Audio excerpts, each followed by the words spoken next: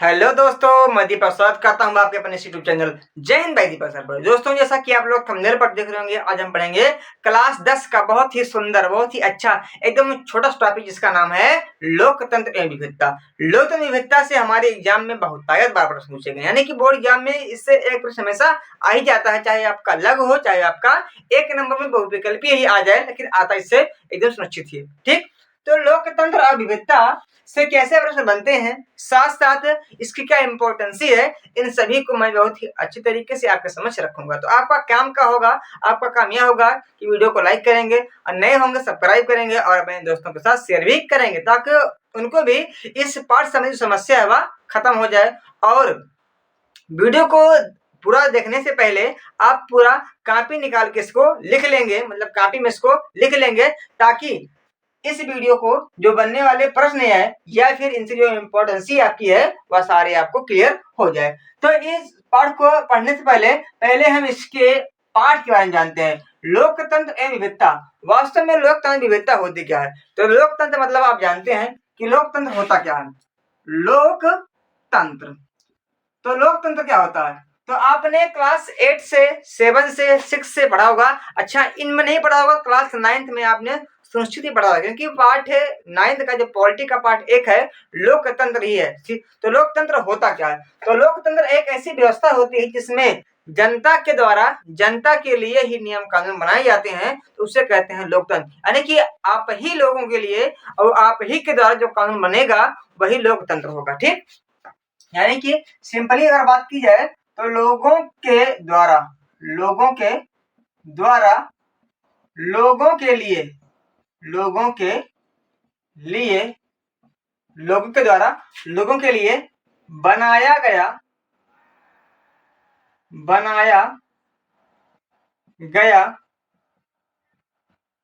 शासन ही लोकतंत्र कहलाता है। अच्छा, ये तो क्लियर हो गया। अब एक शब्द है आपका विविधता। विविधता क्या होती है? विविधता मतलब भिन्नता होती है और कुछ नहीं। भिन्नता क्या होती है? तो आपने देश में देखा होगा, भारत में आप देखे होंगे कि भाषा के आधार पे, जाति के आधार पे, धर्म के आधार पे, यहाँ तक भूमियों या क्षेत्रों के आधार पे भी भिन्नता आपको दिखाई देती होगी। कोई एरिया पर्वतीय है तो कोई पठारी है, कोई मैदानी है, कोई आपका रेगिस्तानी एरिया है, तो भिन्नता नहीं हुई। कोई हिंदी बोलता है, कोई मराठी बोलता है, कोई उड़िया बोलता है, कोई मजबूरी बोलता है, कोई संथाली बोलता है, कोई इंग्लिश बोलता है, तो भाषा के आधार पे हो गई। कोई क्षत्रिय है तो कोई ब्राह्मण है, कोई शूद्र है, कोई वैश्य है, ये जाति के आधार पे हो गया। कोई हिंदू है, कोई धर्म, कोई इस्लाम वाला है, कोई ईसाई का है, कोई यहूदी का है, कोई पारसी का है, धर्म के आधार पे। यानी कि विविधता का मतलब कुल मिला के एक शब्द मान लिए, विविधता का मतलब क्या होता है? भिन्नता। विविधता का मतलब क्या होती है? भिन्नता। भिन्नता चाहे वह धर्म के आधार पे हो, चाहे वह भाषा के आधार पे हो, चाहे वह लिंग के आधार पे हो, चाहे वह क्षेत्रों के आधार पे हो, या चाहे वह जाति के आधार पे हो।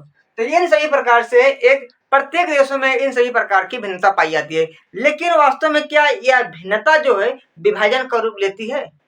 यानी कि आप पार्ट 1 में पढ़े होंगे कि एक देश श्रीलंका था, एक देश बेल्जियम था।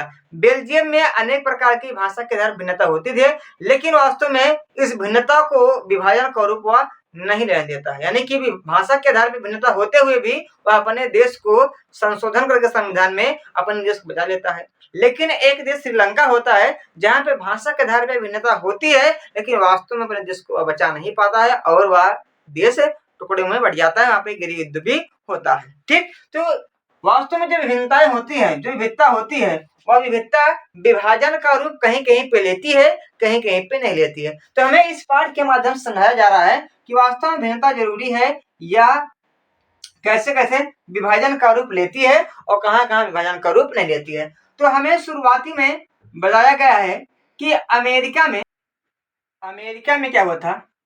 अमेरिका में, क्योंकि एक कहानी के माध्यम से हमें बताने का प्रयास किया जा रहा है कि अमेरिका में क्या है? रंग भेद की भावना। क्या है? रंग भेद की भावना है। अब रंग भेद की भावना काहे है?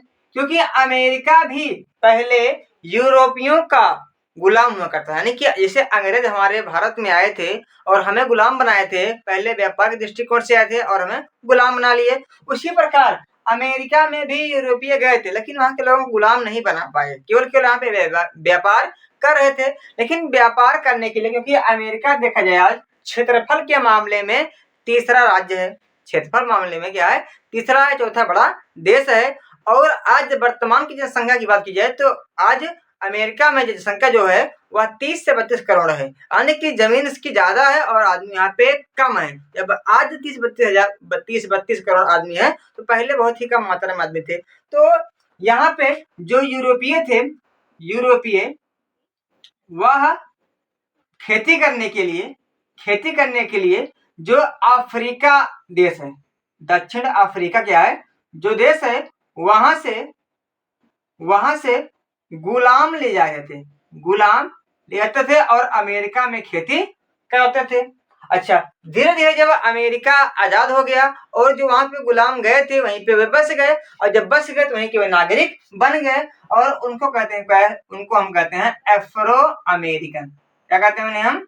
एफ्रो अमेरिकन कहते हैं। यानी कि एक ऐसा व्यक्ति जिसका जो वंशज है, वास्तव में जिसका जो मूल निवासी जो है वो कहाँ का है, अफ्रीका का है और अमेरिका में जाके बस गया है। तो इस प्रकार एफ्रो अमेरिकन, जैसे आपके यहाँ एंग्लो इंडियन होते हैं उसी प्रकार वहां पे एफ्रो अमेरिकन होते हैं, यानी कि उनका जो वंशज है, उनके जो पिता है वो कहाँ के रहे, अफ्रीका के रहे और अंत में जाके वे अमेरिका में बस जाए, उन्हें हम एफ्रो अमेरिकन कहते हैं। तो अब वह जाके वहां के अमेरिका के नागरिक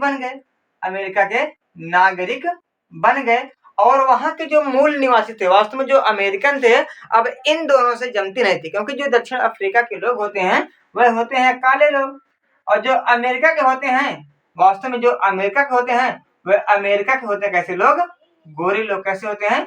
गोरे लोग। अब इन काले और गोरों में हमेशा रंग भेद का मामला, नस्ल भेद का मामला, भैया तुम अफ्रीका के हो, हम अमेरिका के हैं, तो जमेगा? बिल्कुल नहीं जमेगा, तो जमता नहीं था।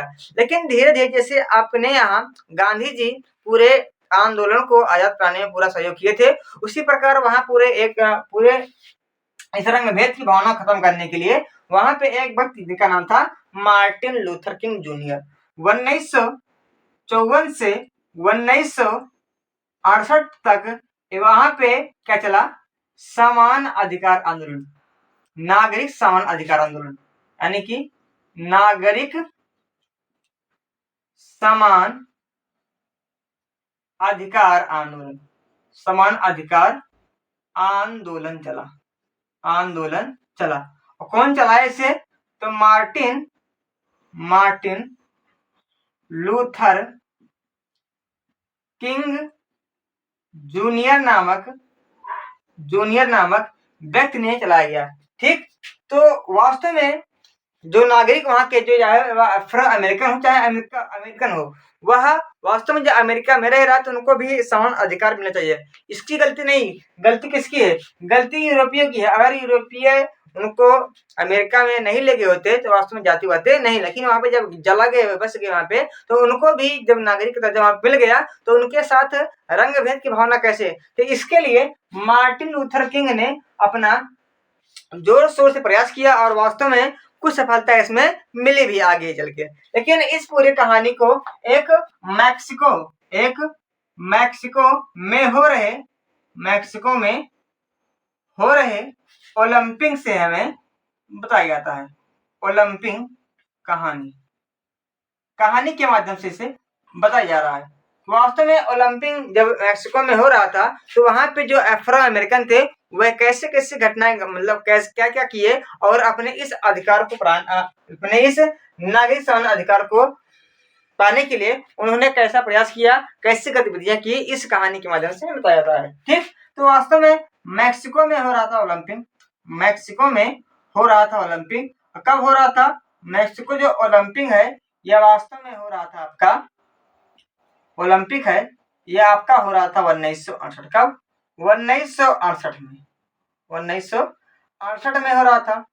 अच्छा, यह खेल कैसा था? यहाँ पे मुख्यतः जो रेस थी वह 200 मीटर की रेस थी। ठीक, तो इसमें दो अफ्रो अमेरिकन खिलाड़ी था।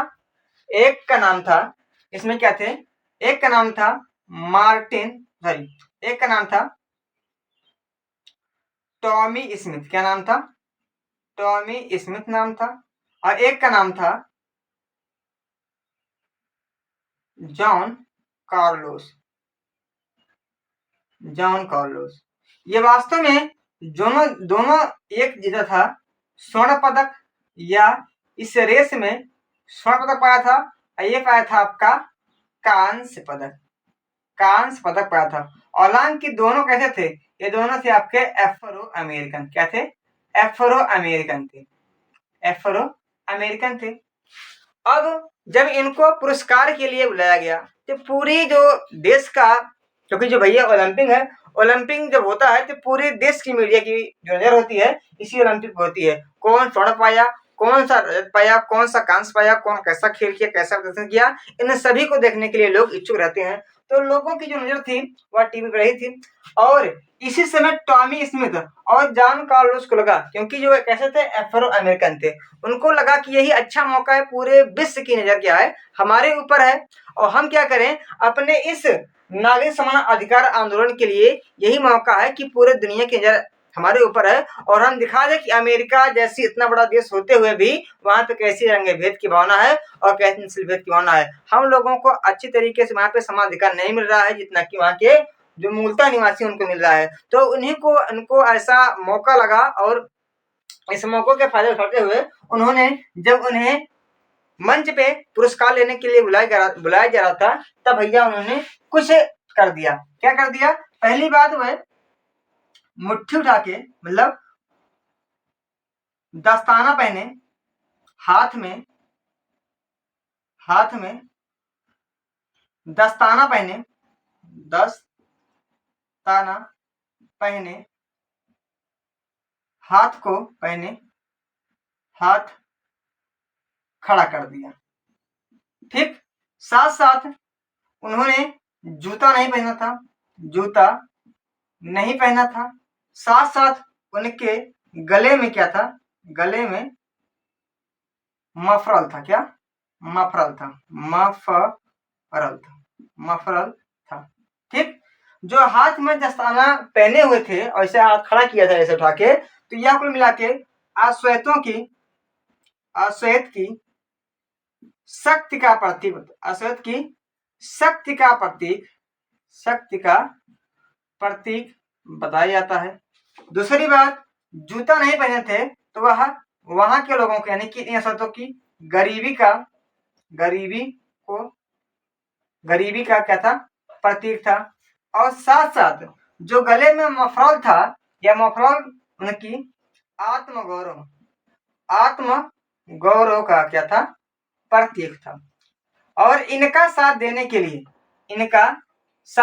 के लिए एक व्यक्ति और आया जो वास्तव में ऑस्ट्रेलिया का था। कहाँ का था? ऑस्ट्रेलिया का था, और उसका नाम था नॉर्मन पीटर। क्या नाम था? नॉर्मन पीटर नाम था। यह भी इस 200 मीटर के रेस में यह रजत पदक जीता था।